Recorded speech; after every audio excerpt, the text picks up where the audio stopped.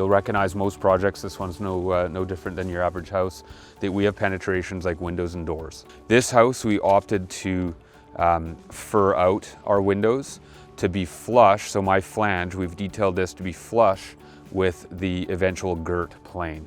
On this house, we're gonna have 1.5 inches of rock wool, mineral wool insulation and a 3/4 girt.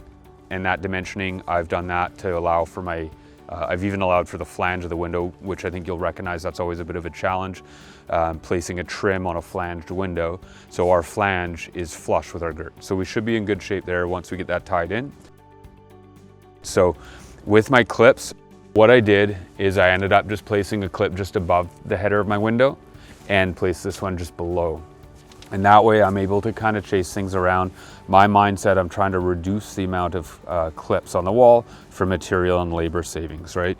So that's where I then played around with that, knowing what I can get away with for span of my girts and place my clips accordingly. Then I just continue across my wall, 32 inch on center. Here you'll recognize I happen to be about 16 inches on center to the next one, and that one's gonna pick up the side of my window. This clip here, a little bit closer to the buck of my window. This clip here, I'm actually quite a ways away from the buck.